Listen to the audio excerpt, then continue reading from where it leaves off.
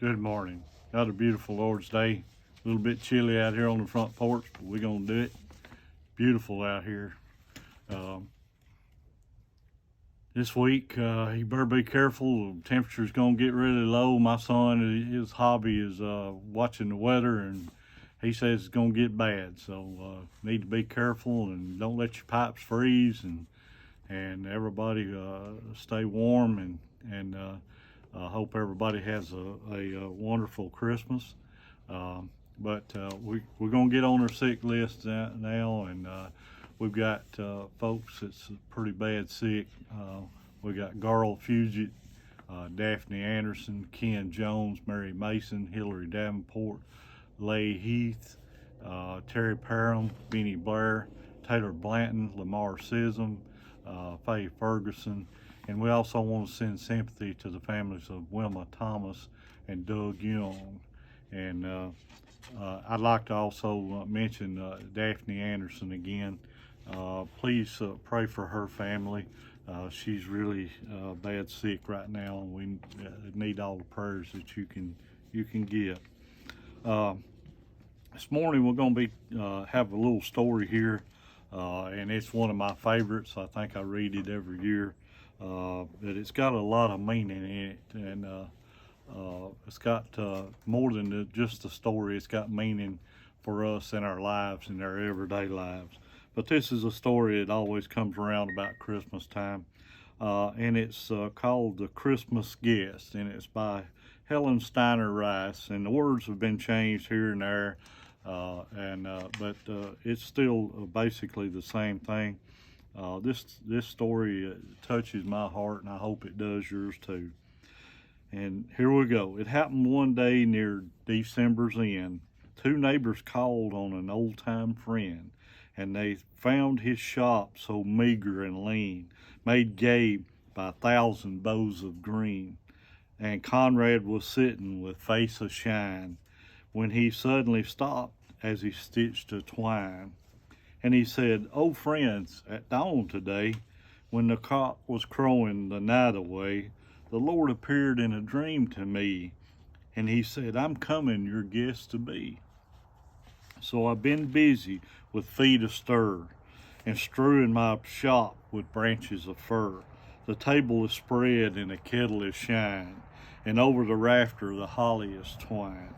And now I'll wait for my Lord to appear, and listen closely so I will hear his step as he nears my humble place.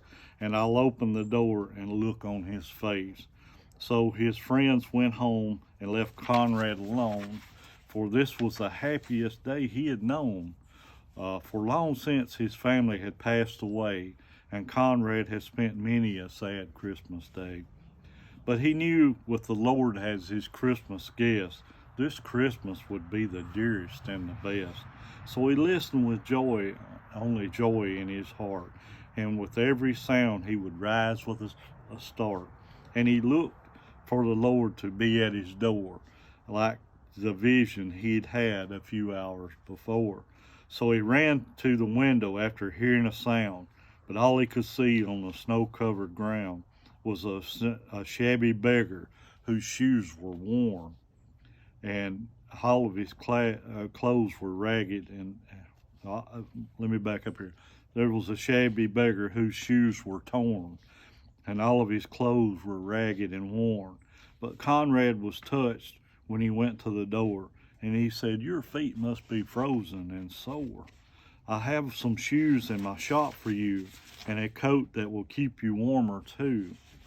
So with a grateful heart the man went away. But Conrad noticed the time of day, and he wondered what made the Lord so late, and how much longer he'd have to wait. When he heard a knock, he ran to the door, but it was only a stranger once more, a bent old lady with a shawl of black, with a bundle of kindling piled on her back. So she asked only for a place to rest, but that was reserved for Conrad's great guest. But her voice seemed to plead, "Don't send me away. Let me rest for a while on Christmas Day."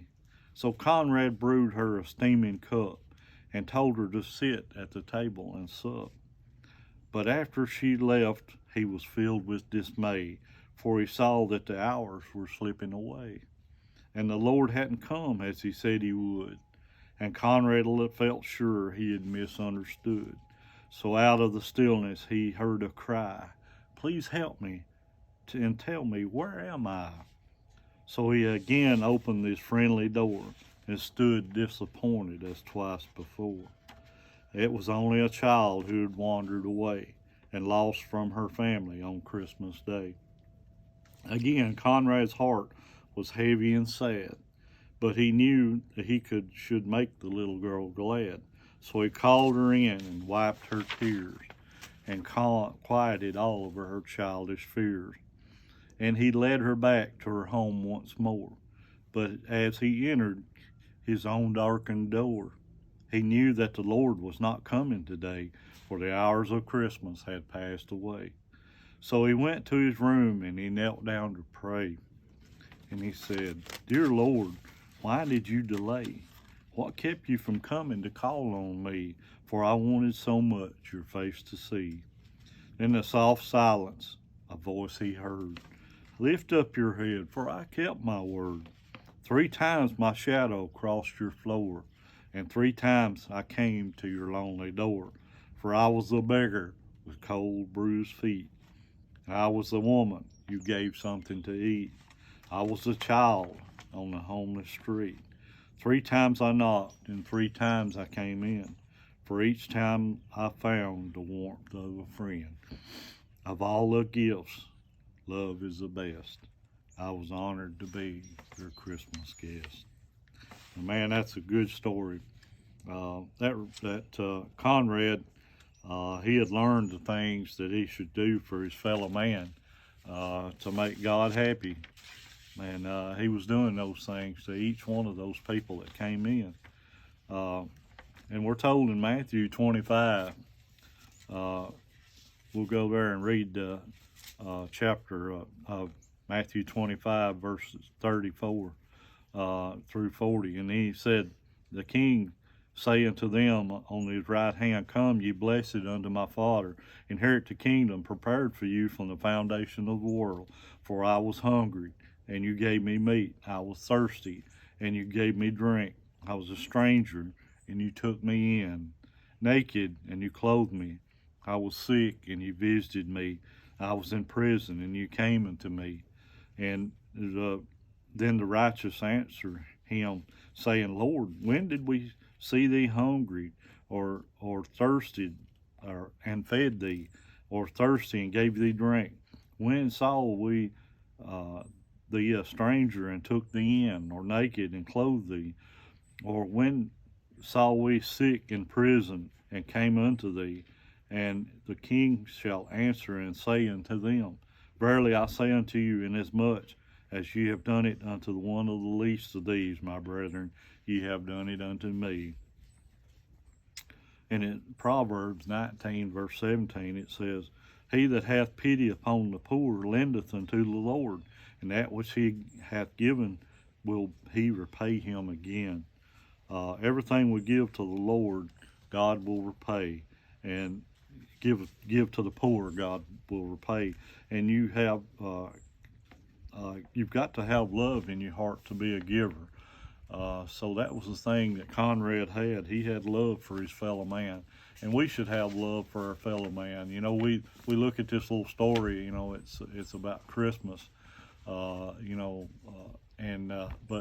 we should have love for our fellow man all year long, not just on Christmas Day or anything like that. We should have love for our fellow man. We should help them in time of need, and that's what God would have us to do. So thank you for listening to my little lesson here today. And like I said, I hope y'all have a good Christmas coming up next Sunday. Be careful between now and then, because it's supposed to get bad.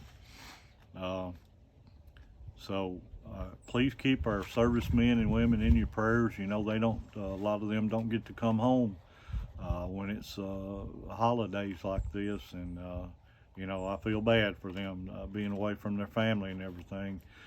I feel bad for their families because you know they miss them, and but they keep us safe, and we need to pray for them that we can keep them safe, that the Lord will keep them safe. Please pray for our first responders and doctors and nurses and all the folks that keep us healthy and safe. Thank you for watching. God bless, and see you next time.